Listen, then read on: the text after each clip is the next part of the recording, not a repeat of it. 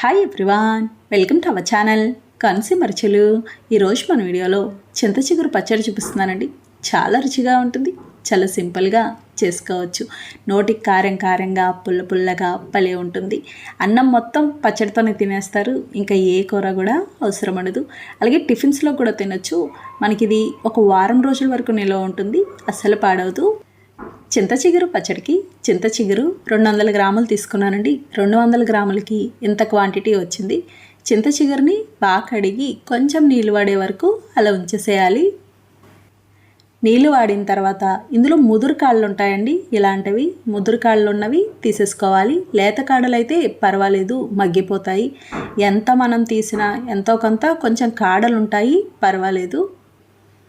అదే పప్పు వండాలనుకోండి, చేత్తో నలిపి చింత చిగురుని వేస్తారు, అంటే కాడలు రాకుండా ఉంటుంది. కానీ పచ్చడికి ఇలా వేసేయచ్చు. చూడండి, మొత్తం అంతా తీసుకున్నాం కదా. ఇప్పుడు ముందుగా స్టవ్ ఆన్ చేసి ప్యాన్ పెట్టి నూనె వేసుకోవాలి.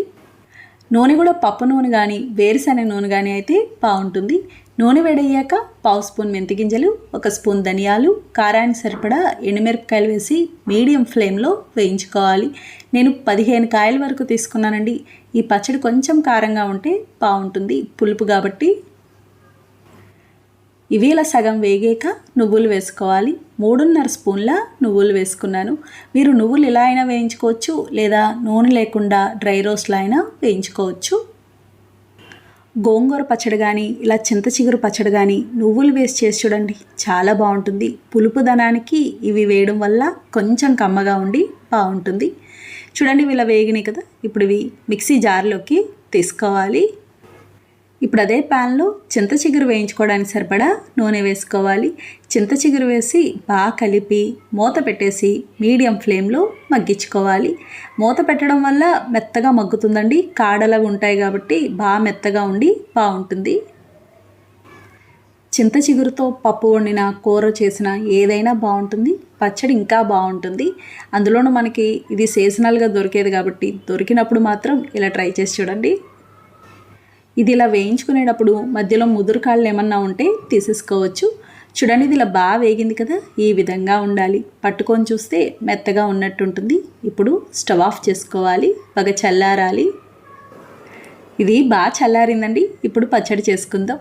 ముందుగా మనం వేయించుకున్న నువ్వులు, ధనియాలు, ఎండుమిర్చి ఇవన్నీ ఉన్నాయి కదా, అందులోనే 1/2 స్పూన్ జీలకర్ర, తగినంత ఉప్పు, 4 వెల్లుల్లి రేఖలు వేసి మిక్సీ పట్టుకోవాలి. చూడండి, ఇలా మిక్సీ పట్టుకున్నాం కదా, ఈ విధంగా ఉంటుంది. ఇప్పుడు ఇందులో మనం ముందుగా మగ్గించుకున్న చింత చిగురు వేసుకోవాలి. అలాగే కొన్ని నీళ్లు కూడా పోసి మెత్తగా మిక్సీ పట్టుకోవాలి. నీళ్లు ఖచ్చితంగా వేసుకోవాలండి, లేదంటే ఆకు కింద ఉన్నట్టు ఉంటుంది. చూడండి, ఇలా మిక్సీ పట్టుకున్నాం కదా, ఈ విధంగా ఉంటుంది. ఇప్పుడు పోపు పెట్టుకుందాం. పోపు కోసం ప్యాన్ పెట్టి నూనె వేసుకోవాలి. కొంచెం నూనె ఎక్కువే పడుతుంది. నూనె వేడయ్యాక కచ్చాపచ్చాగా దంచిన వెల్లుల్లి రేఖలు 4, 1/2 స్పూన్ ఆవాలు, 1/2 స్పూన్ జీలకర్ర, ఎండుమిర్చి ముక్కలు, ఎండుమిర్చి 2 కాయలు, కొంచెం కరివేపాకు, 1/4 స్పూన్ ఇంగువ వేసుకోవాలి. ఇలా ఇవన్నీ వేసి వేయించుకోవాలి. చూడండి, పోపు ఇలా వేగింది కదా. ఇప్పుడు స్టవ్ ఆఫ్ చేసుకొని మనం ముందుగా మిక్సీ పట్టుకున్న పచ్చడంతా వేసుకోవాలి. అలాగే చిన్నగా కట్ చేసిన ఉల్లిపాయ ముక్కలు కూడా వేసి కలుపుకోవాలి. మీడియం సైజు ఉల్లిపాయ 1 తీసుకున్నాను. ఇవి పచ్చి ఉల్లిపాయ ముక్కలండి. మీరు ఇలా అయినా వేసుకోవచ్చు, లేదా అన్నం తినేటప్పుడు అన్నంలో అయినా వేసుకోవచ్చు. కొంతమందికి ఇలా పచ్చడంతట్లో వేయడం నచ్చదు, వద్దు అనుకుంటే మానేయచ్చు. ఇలా బాగా కలుపుకున్నాం కదా, ఇంతేనండి, చింత చిగురు పచ్చడి తయారైంది. ఇది మనకి వారం రోజుల వరకు ఉంటుంది. ఫ్రిడ్జ్లో పెట్టుకుంటే నెల రోజులైనా కూడా పాడవదు.